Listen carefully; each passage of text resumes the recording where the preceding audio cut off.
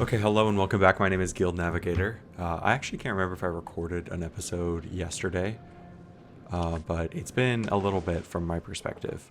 So I'm coming back kind of fresh. I was waiting to declare war on Castile, I think. Yep. So I'm going to wait until 59. That's now, in September of this year. Okay.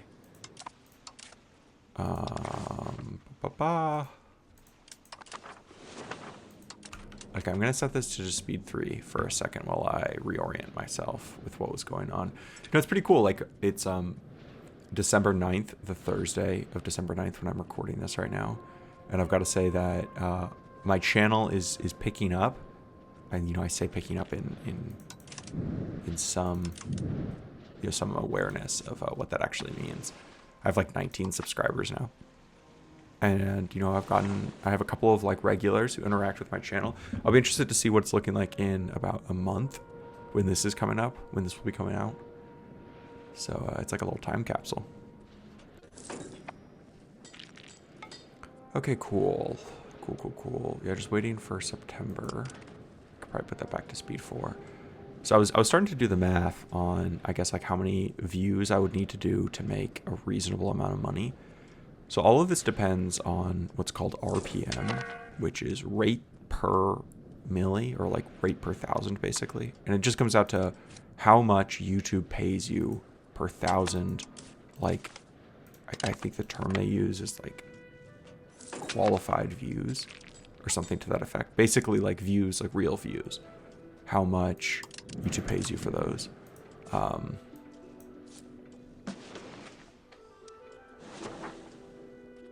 So I just wanted to, there was a pirate, so I just wanted to make sure that that ship took care of it. So anyway, what was I yammering on about? Yeah, and so it depends on what that is. It seemed, ChatGPT is convinced that it's like 1 or 2. If that's true, if it is like 1 or 2, then it'd be very hard to make money. People on Reddit seem to think it's a little bit higher, like 4 or 5. I'll be interested to see what it actually looks like. I suspect that people who are watching quote unquote old school Let's Play content, probably going to be a little bit on the older end. Probably pretty similar to my age. I'm 28. So I think that means that I should get slightly higher revenue. But if we just assume that it's like, I don't know, 5 for argument's sake, then to make $1,000, you would need to divide 1,000 per month, right? Like, I think $1,000 per month would be the point where it would, like, I guess I would start having to like account for it in my budget. Under $1,000 a month, I think that it would just be like fun passive income. If I, like, for example, made like $100 a month. But if I'm making $1,000 a month, then I can start doing things like, I guess, accounting for it in my 401k or something like that. One second, I'm gonna drink my Diet Coke. Okay, so if we assume an RPM of 5, which might be high, might be low, I'm not sure. That means I need, roughly speaking, 200,000 views a month. I'm trying to think of how realistic that is. If I'm posting a video a day, that's roughly 10,000 views per video, like ballpark. Closer to 7,500 views per video, but still. It seems pretty high. Like that, I don't think that there's that amount of content. Like I doubt that there's like that depth of an audience, but I don't know. I mean, you would have some videos that get more for sure, right? So sometimes you would have videos that get tens of thousands. And that might balance out the videos that get 1 or 2,000. I'm not sure how to benchmark this. I remember a Roomba back in the day would get roughly 2,000 views in the first like week or 2. So we're talking about getting views comparable to him. Of course, he accumulated more views over time. I was so prompt, I watched all the videos right away. So I don't know what the terminal view velocity was. I was looking at some comparable channels that make these kinds of like, I mean, no clickbait, right? For example, like my titles and thumbnails are literally just Morocco episode whatever. So realistically, I'm not going to be getting like Ludi et Historia level views. So for example, I was looking at his channel. I think that he probably makes like $200,000 a year, which is a lot of money. Like if you're making $200,000 a year, that's very comfortable. Extremely comfortable. So, I don't know. Lots to consider. Lots of things to consider if you think about it.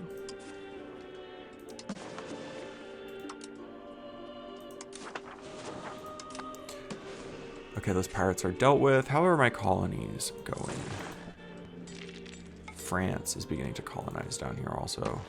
But I'm gonna beat them. I should beat them to all of them. Okay, where else can I do colonies? I kinda wanna do colonies everywhere I can. I had set this to auto. I wonder if it will just do them.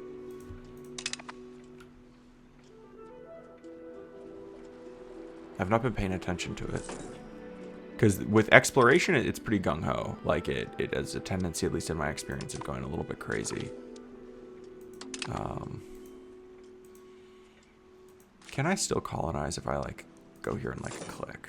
Or do I lose that when it's automated? Yeah, I could still just do this. I had mentioned in an earlier episode, I can't remember when it was, but I had mentioned that you can colonize the interior of Africa pretty easily in this game. So, it's just inevitably going to happen. Okay, create some colonial charters.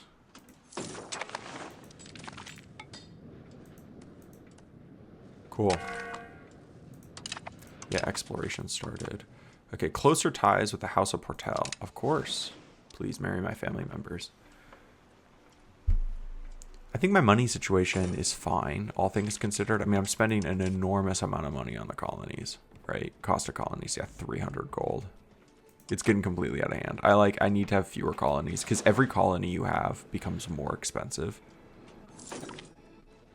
They have like gradually escalating price. Yes, like you're seeing, these are costing me 15 gold a month. Whereas, how much is this one? Oh, I think they all might escalate together. Okay, monthly literacy is fine. Oh, I should just go through and click more aggressively if I have nothing queued up. I don't want to queue things up one at a time. So Age of Discovery, that's the next age. How close to being able to embrace one of these institutions am I? Should probably do like 5 techs. I think is roughly what I could afford. Like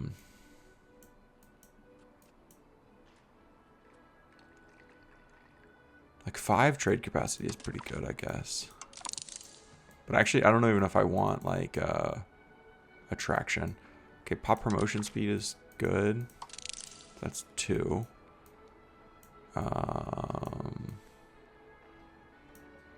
2, 2, 2.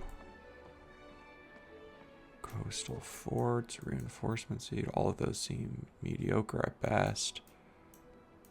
I saw the tax efficiency one. I think I'm going to want that one. Just going down here to see if there's any reason to go down that tree. There is not. Mediterranean galleys might be interesting, although I saw on the subreddit that maybe you want to just like never upgrade them. Okay, I don't know. That's 3. Once I take this tax efficiencies. And then the estate enrichment is pretty good, I guess. Trade efficiency is good. Power projection is good. Oh yeah, because this is just the meritocracy tree now. That's what all these techs are coming from.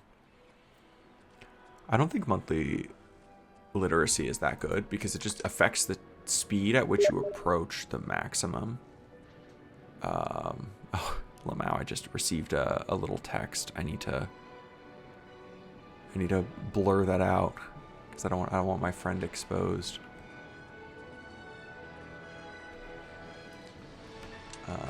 Okay. Improving relations. I'm not annexing anyone right now, so I should look to start doing that. Yes, I think I'm gonna finally annex my my vassals in the interior. Yeah, and because I have Moroccan as dominant culture, I can annex them much more quickly. It's only going to take me 10 years. And then I'll just build bailiffs there and it'll be fine. Okay. Why did I do that?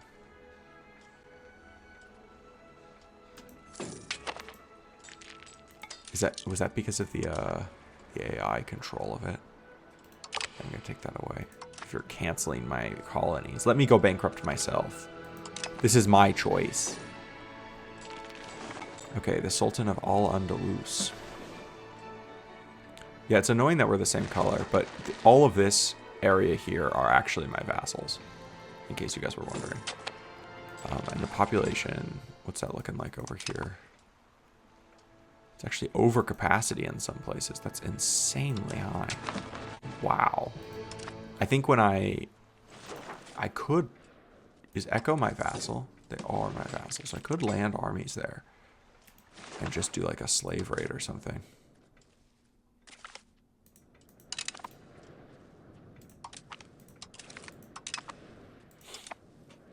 I mean, of course, I could just also just annex them. That probably makes more sense than doing a slave raid. Okay, Parliament. I missed that.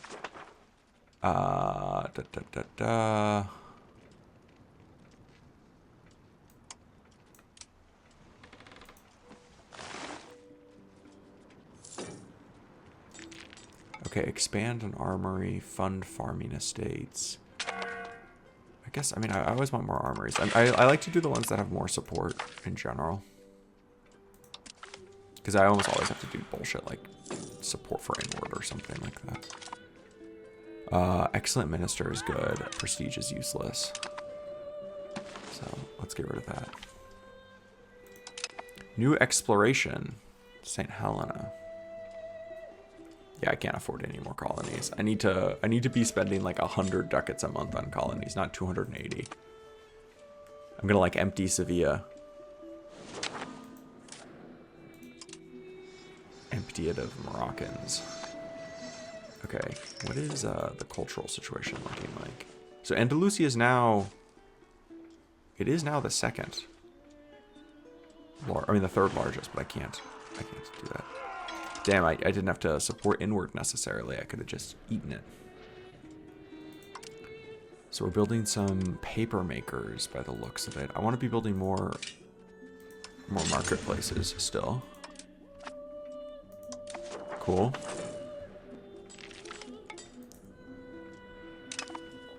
And trope. Beautiful. I'm at max opinion with one of these people. Can I annex them yet? I don't think so, because I enforced my culture on these people relatively recently, and I think that pissed them off.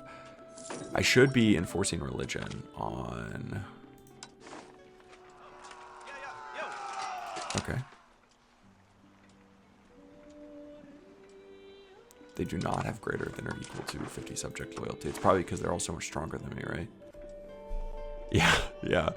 Strength of fiefdoms.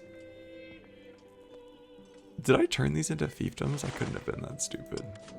Are you serious? They're not all fiefdoms, are they? Are they all fiefdoms? Yeah. Okay, I'm dumb. Big dumb. So that's going to be a little bit of a mess to disentangle. But I'll ignore it for now. What is my vassal income looking like? So it's fine. It's fine. 100 gold a month is pretty good. It's about what I make from trade, which is humiliating. That's embarrassingly bad. I've basically just ignored trade this game because I've always had better things to spend my money on. It'll be nice when I finally round up these Saharan vassals and annex them all. It'll make my borders look much nicer, I think.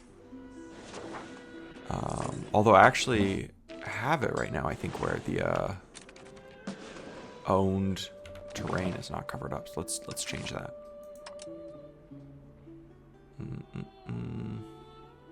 Here, fill in impassable terrain. Hello, Ragnar. If you heard the little meow, that was my cat. So for some reason,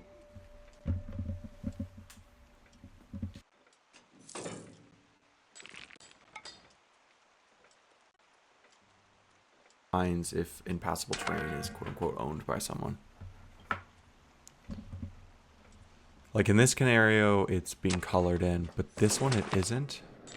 But it does seem like we own all the surrounding sides. Like, I'm pretty sure I alone own all the surrounding sides. Very odd. An unmarried adult heir. That is a catastrophe. You should have 4 spouses. Okay, we want age.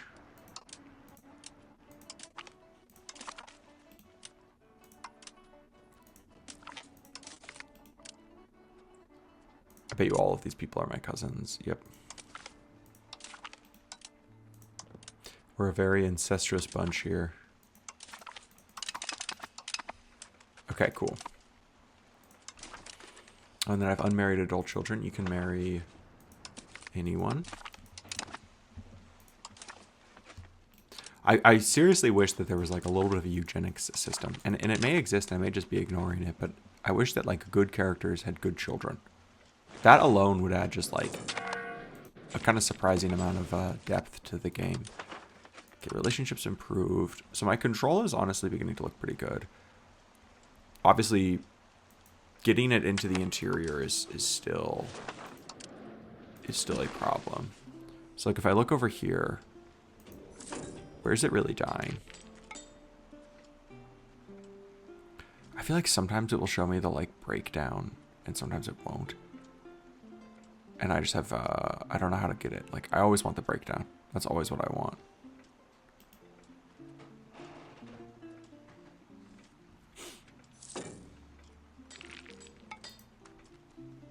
It's like, this is what I'm saying. Like sometimes it'll be like, there's the breakdown of all of them. And then if I go over here, now it gives me all of them again. Okay, I don't get it.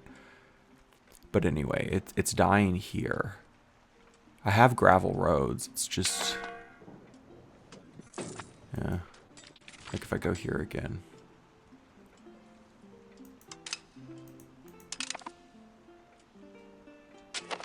Yeah, all of these have gravel roads. Like they all have roads. It's just new policies aren't available. I don't care. It's just that it's going inland into road, like into hills and stuff like that. So I probably just will never have particularly good control there. There's a case to be made for possibly just building bailiffs.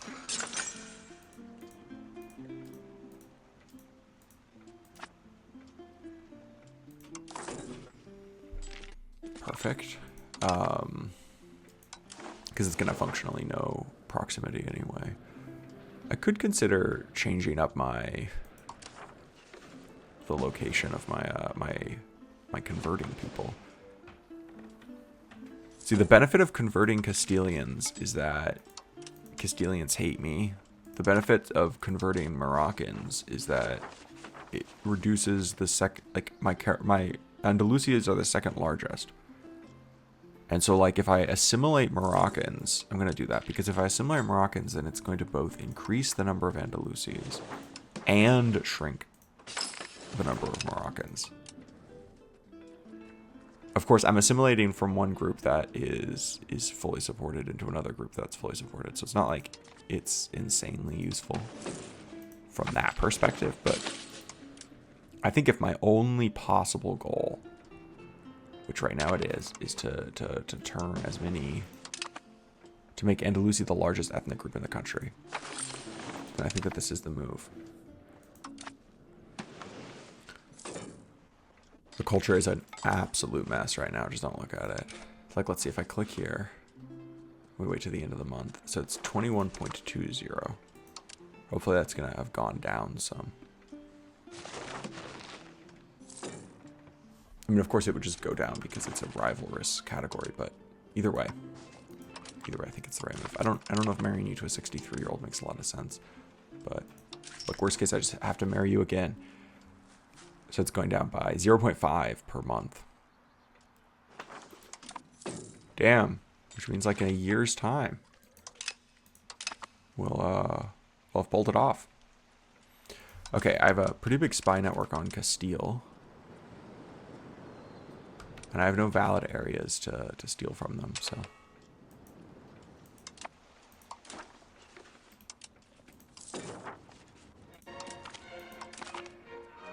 Okay, cool. It'll be great when I finish annexing this person. I think I can stop improving relations with people who we hate. Okay, wait, pause. Castile. I had been ignoring this. I can call jihad against Castile. Let's see if I declare war on Castile right now. Who would join? Yeah, no one. They functionally abandoned the prospect of and let's do it. I'm like 100% confident that I don't need my people from Morocco. So I'm just gonna disband them as soon as they spawn. And that saves me from having to build any boats or anything to get them across. I mean, it'll suck not having the tribal cavalry, but it's chill. It's chill, bro. Okay. Yep, everyone go home. And then let's all meet up here. Okay, cool. And I'm not sure what the cannon situation is. I was building a whole bunch of cannons.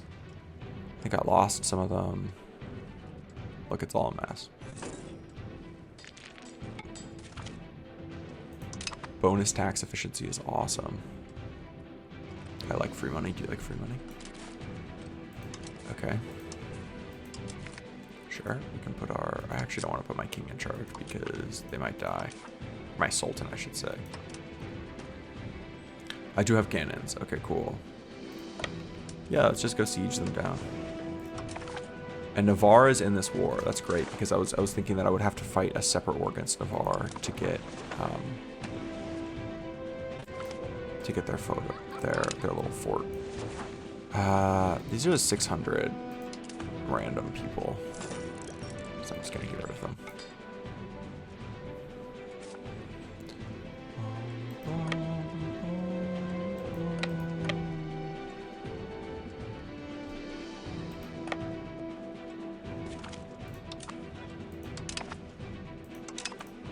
Okay, what's my... Oh, I don't know what my siege advantage is against them because they didn't have a fort there. I do miss the fact that your capital no longer just default has a fort. Okay, for some reason I only get one advantage, so I'm gonna go bring my fleet over here and help with this. I'm not gonna invite anyone in. I mean, the truth is that they could. I think my vassals are also angry at me. They're not gonna help at all, but they'll help spiritually, which is really what matters. Okay, cool. Well, I guess I'll just, I may split this up in half. If I only have a +1 bonus. I think functionally any number of cannons gets a +1 bonus. So, no good family members. That's always my preference, again, for just crown power reasons, but if there's no options, then it is what it is. Yeah, you get +1 bonus again.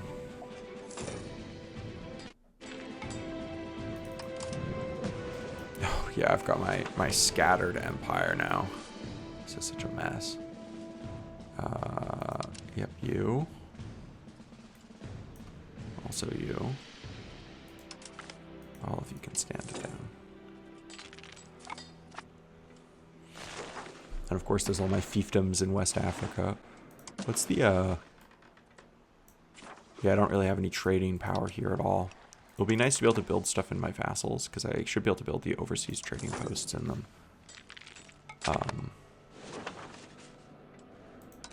In fact, I could probably just do that now.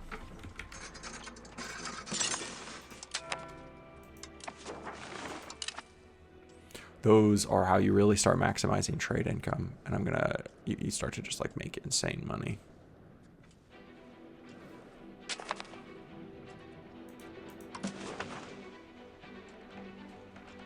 Look, Iberia's doing fine. Population could do better, but we're doing okay. I recently was reading, or I should say watching a video about the deluge in Poland. So let's see how my fort finished. Yeah, this was what I feared. I turned off the notification for finishing a siege because I want to know when a fort is captured, but I don't want to know when every single individual siege is finished. I'd rather live in a world where I don't know the full fell than one where I have to be constantly clicking through notifications. Okay, cool. Send them to that fort.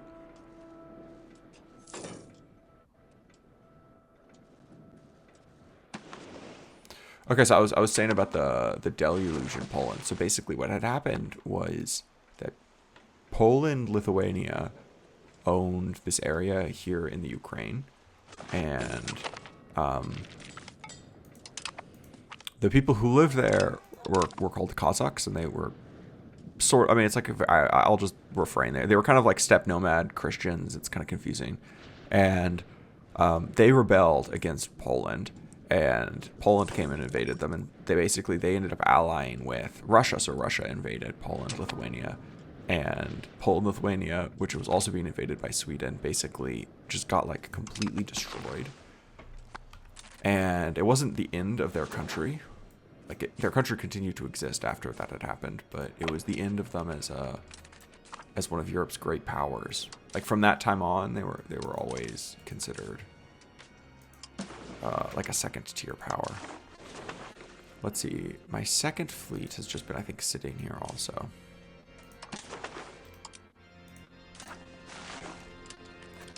Okay, we can go patrol the seas, and I'm gonna go crush the Spanish army in Galicia. I think I should be able to get everything in this war, which is exciting. That will be the end of Christians in Iberia. Oh, I lost. What? Okay. Also, I forgot to time how long I've been playing for. So I think this is probably a good place to wrap it up, and I'll see you guys all in the next one. Peace.